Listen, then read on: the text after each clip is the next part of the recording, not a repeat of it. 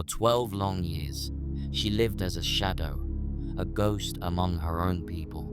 Her name was whispered in pity and fear. She was unclean, bound by the Mosaic law to a life of isolation. Once a vibrant member of her community, she now knew nothing but the four walls of her small dwelling. Outside, life went on. Festivals, marriages, births, but inside, time stood still. Her illness had stolen her identity. What began as an affliction of the body soon became a shackle on her soul. The flow of blood refused to stop, and with it, so did her exile. According to the law, anyone she touched became unclean. Every chair, every vessel, every human connection tainted. She was a danger to her own people, and so she remained alone. At first, there was hope. Physicians came, each with promises of remedies and cures, but their methods left her worse than before. She spent all of her money for treatment, and yet the flow persisted. Desperation grew. Her hope diminished with every failed treatment until she had nothing left, no money, no family, no hope. It was then, in the pit of her despair, that she heard rumors of the Nazarene. They called him Jesus. Some claimed he was a prophet, others whispered he might be the Messiah. Stories of his miracles spread like fire. The blind could see, the lame could walk, the sick were healed, the dead were raised. Could he, would he, help someone like her? But to seek him out meant more than risking rejection, it meant risking her life. The Mosaic law was clear. She could not touch another person, let alone a rabbi. To do so would defile him. And yet, what did she have to lose? She had already lost everything.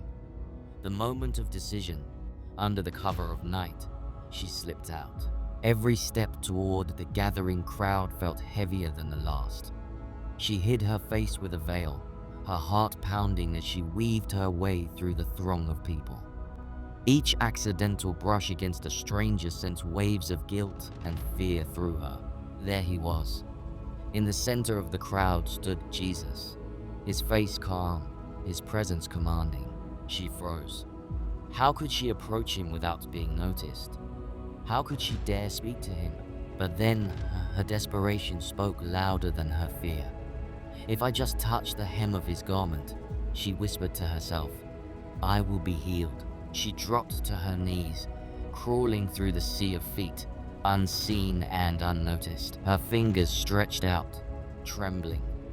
For a moment, time seemed to stand still. Her hand brushed the fringe of his cloak. Immediately, she felt it. A warmth surged through her body, like fire and water all at once. The bleeding stopped. For the first time in 12 years, her body was at peace. She gasped, pulling her hand back, overwhelmed by the miracle. But before she could slip away, Jesus stopped. Who touched me? His voice rang out. The disciples looked confused. Master, the crowd is pressing around you. How can you ask who touched you? But Jesus stood firm. I felt power go out from me. Her heart sank. She had been caught. Slowly, she rose, her body shaking, and fell at his feet. Tears streamed down her face as she confessed everything: her illness, her isolation, her desperation, and her faith. She waited for the rebuke, the condemnation, the punishment she had feared. Instead, Jesus smiled. Daughter, he said gently, your faith has healed you. Go in peace. The aftermath. The Bible doesn't give us any more information about her life after she was healed. But the Bible does tell us that breaking the Mosaic law came with a harsh consequence. Some were stoned until they were unalived, and others were exiled from their community. I believe she was exiled. I'll explain in another video.